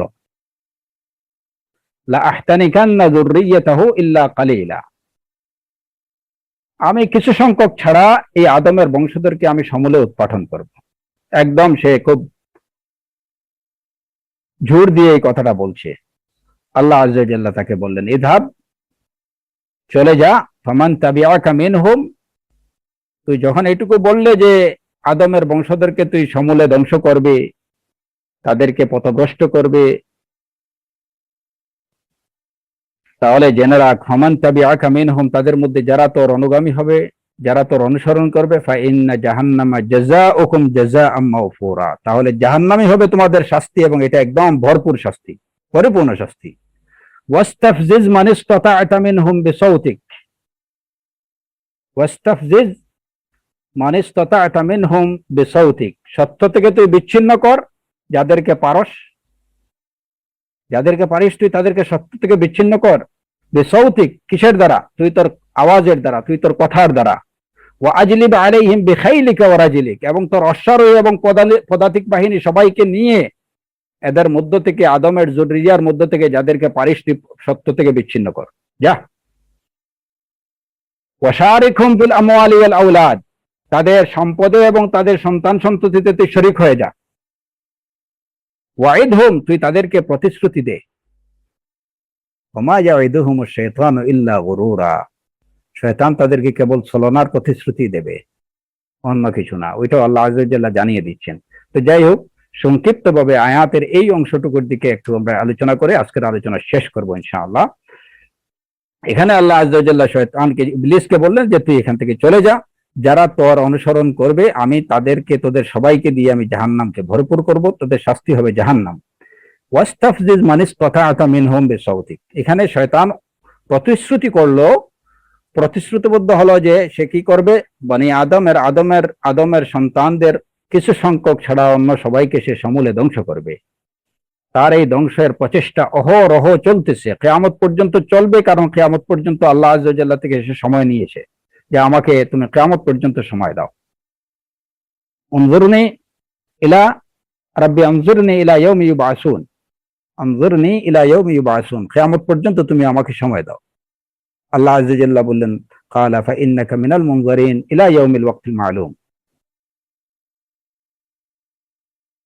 তো সে সমূলে ধ্বংস করবে। আল্লাহ আযজা ওয়া জাল্লা তাকে বললেন, তুই যা, কিন্তু যারা তোর অনুসরণ করবে তাহলে জাহান্নাম হবে তাদের শাস্তি, এবং এই শাস্তিটা হবে পরিপূর্ণরূপে জাহান্নাম হবে তাদের শাস্তি। ওয়াস্তাফজিজ মান ইসতাতা'তা মিনহুম বিসাউতিক, এই আদম সন্তানদের মধ্যে থেকে যাদেরকে তুই পারিস তাদেরকে সত্য থেকে তুই বিচ্ছিন্ন কর তোর সৌতিক, তোর আওয়াজ দ্বারা। ও আজলিব আলাইহিম বিখাইলিকা ওয়া রাজিলিক, এবং তোর পদাতিক বাহিনী, অশ্বারোহী বাহিনী এবং তোর পদাতিক বাহিনী দ্বারা। এবং ওয়াশারিকহুম ফিল আমওয়াল, এই কথাটা খেয়াল করবেন, ওয়াশারিকহুম ফিল আমওয়াল, তুই তাদের অংশীদার হয়ে যা তাদের সম্পদের মধ্যে এবং তাদের সন্তানের মধ্যে, আর তাদেরকে প্রতিশ্রুতি তোর যা ইচ্ছা দে, কিন্তু ওমা ইয়াইদুহুমুশ শাইতানু ইল্লা গুরুরা।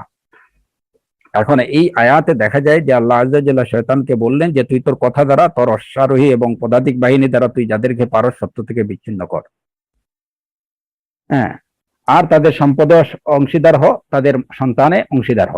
এখন কথা হচ্ছে যে শয়তান কিভাবে তার আওয়াজ দ্বারা মানুষকে সত্য থেকে বিচ্ছিন্ন করে।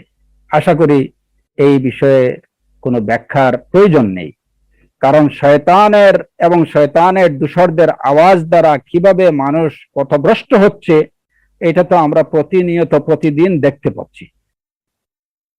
এমনকি ইসলামের নামে অনেক দুআত আছে, যে সমস্ত দুআত হচ্ছে দুআতুন ইলা আবওয়াবি জাহান্নাম, যারা জাহান্নামের দিকে মানুষকে আহ্বান করছে। তো এরা আসলে শয়তানের সৌত, শয়তানের মুখপাত্র, এরা শয়তানের মুখপাত্র হিসেবে এরা কাজ করতেছে। শয়তান যে কথাগুলো তার মুখে উচ্চারণ করার কথা ছিল, সে কথাগুলো সে তার জিন্নাত এবং ইনসানের মধ্য থেকে যারা তার দূষর, যারা তার মিত্র, যারা তার অনুগামী, তাদেরকে দিয়ে সেই কথাগুলো বলাচ্ছে। যে কারণে আমরা দেখি যে অমুসলিমরা তো বলছি, ইভেন তো দেখা যায় যে অনেক নামদারি মুসলিমের মুখ থেকে শয়তানের সেই আওয়াজ বের হচ্ছে, যে কথাটা যে কাজটা শয়তানের ছিল, যে কথাটা শয়তান বলছিল সেটাই তারা বলছে।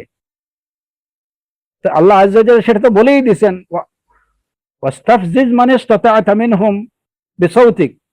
নাম নাম মুসলমান, কিন্তু তার মুখে থেকে যে কথা উচ্চারণ হচ্ছে সেটা হচ্ছে কোরআন বিরোধী কথা, সুন্নাহ বিরোধী কথা, ইসলাম বিরোধী কথা, মুসলমানদের বিরোধী কথা। ওয়াস্তাফজিজ মান ইসতাতা'তা মিনহুম বিসাউতিক। এখন এরপরে কি, ওয়াজলিব আলাইহিম বিখাইলিকা ওয়া রাজলিক, অশ্বারোহী বাহিনী, পদাতিক বাহিনী দ্বারা তুমি তাদেরকে তাদের সর্বশক্তি নিয়োগ করে তুমি তাদেরকে বিচ্ছিন্ন করতে যাও, পারলে করো। এখন কথা হয় যে আসলে প্রকৃত অর্থে শয়তানের কোনো অশ্বারোহী বাহিনী আছে কিনা, কিংবা তার কোনো পদাতিক বাহিনী আছে কিনা, সেটা থাকতে পারে। কারণ আমরা তো আগেই বলেছি যে আমরা জিন্নাতকে দেখতে পাই না, সুতরাং তার যদি অশ্বারোহী কোনো বাহিনী থাকে সেটা থাকতে পারে। পদাতিক বাহিনী তো অবশ্যই আছে, থাকতে পারে, হতে পারে। আর নতুবা এই আয়াতের ব্যাখ্যা উলামায়ে কেরাম আমরা বলেছেন যে এখানে তোমার অশ্বারোহী বাহিনী, পদাতিক বাহিনী সব নিয়ে তুমি দেখো, যদি পারো তাহলে আদমের বংশধরদের বিচ্ছিন্ন করো। কথা দ্বারা আল্লাহ আজ্জা ওয়া জাল্লা বুঝাতে চেয়েছেন যে তুমি তোমার সর্বশক্তি নিয়োগ করে আদম সন্তানদেরকে যদি পারো শত্রু থেকে বিচ্ছিন্ন করতে যাও।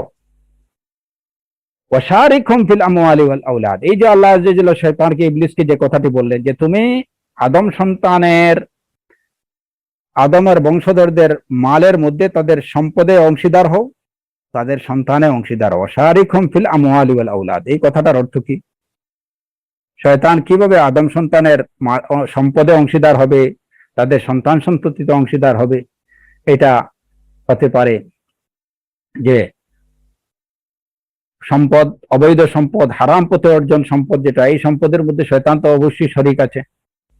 যে সম্পদ অবৈধভাবে অর্জন করা হয়, হারাম পথে যে সম্পদ অর্জন করা হয়, সুদের দ্বারা যে সম্পদ অর্জন করা হয়, ঘুষের দ্বারা যে সম্পদ অর্জন করা হয়, অন্যের উপরে জুলুমের দ্বারা যে সম্পদ অর্জন করা হয়, হ্যাঁ, এই সব কিছুতেই তো শয়তান হচ্ছে একদম, এই সব ডিপার্টমেন্টের হেড তো হচ্ছে শয়তান, তার অংশ তো এখানে আছেই।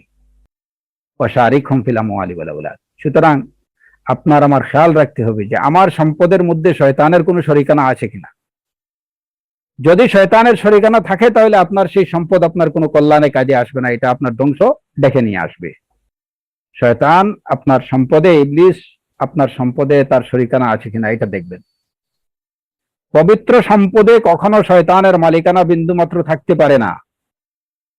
হারাম পথে অবৈধ উপায়ে যে সম্পদ হবে সেখানে শয়তানের অংশীদারিত্ব আছেই, এবং এইটা ধ্বংস ডেকে আনবেই অনিবার্যভাবে।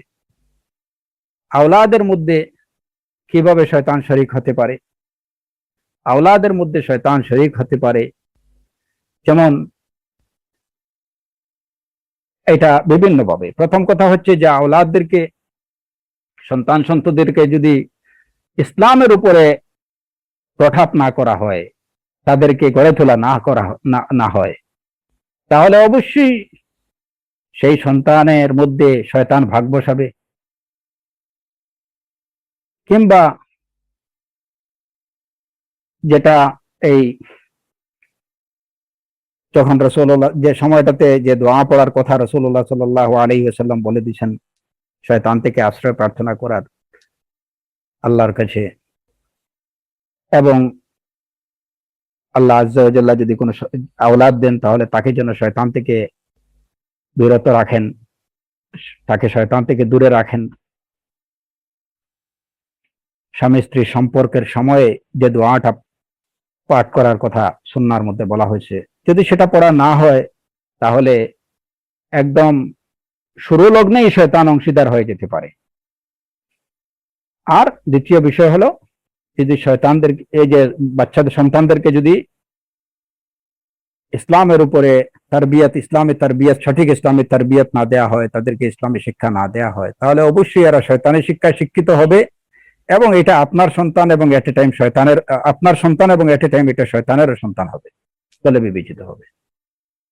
তাহলে কি হচ্ছে, যদি কেউ তার সন্তানকে, তার আওলাদকে যদি সঠিক ইসলামের উপরে, কোরআন এবং সুন্নাহর শিক্ষায় শিক্ষিত না করে, তাকে দিন না শিখায়, তাকে দিনের উপরে যদি গড়ে না তোলে, তাহলে ওই সন্তানের বাবা সে যেমন হবে, তেমনি ইবলিসও ওই সন্তানের বাবা বলে বিবেচিত হবে।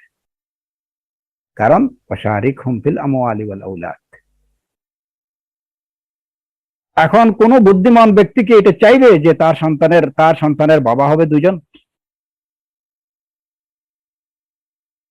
যদি সেটা না চায়, তাহলে অবশ্যই বাচ্চাদেরকে দিনের উপরে গড়ে তুলতে হবে।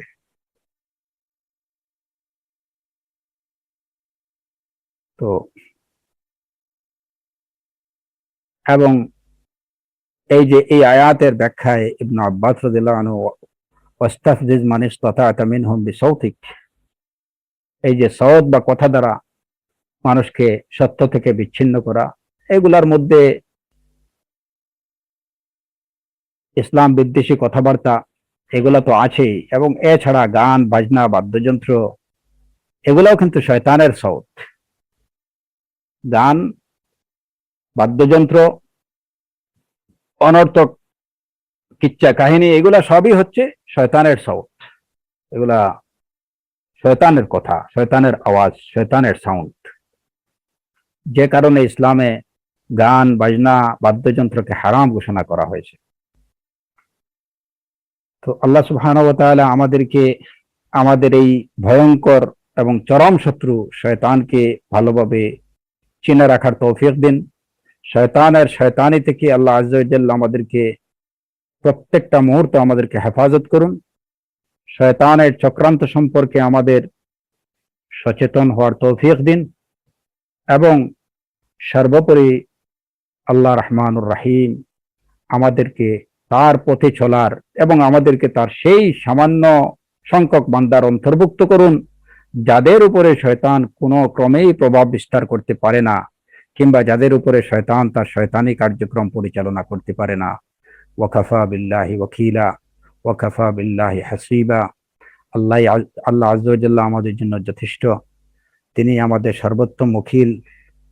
তিনি আমাদেরকে মানবরূপী এবং মানবরূপী শয়তান এবং শয়তানরূপী শয়তানদের থেকে এবং তাদের সর্ব ধরনের চক্রান্ত থেকে আল্লাহ আযজা ওয়া জাল্লা হেফাজত করুন। আল্লাহ আযজা ওয়া জাল আমাদের সিয়াম, কিয়াম এবং আমাদের এই আলোচনাগুলোকে কবুল করুন, এগুলাকে আমাদের মিজানে হাসানার মধ্যে রাখুন। ওয়া আখিরু দাওয়ানা আনিল হামদুলিল্লাহি রাব্বিল আলামিন ওয়া সাল্লাল্লাহু আলা নাবিয়্যিনা মুহাম্মদ ওয়া আলা আলিহি ওয়া সাহবিহি আজমাইন।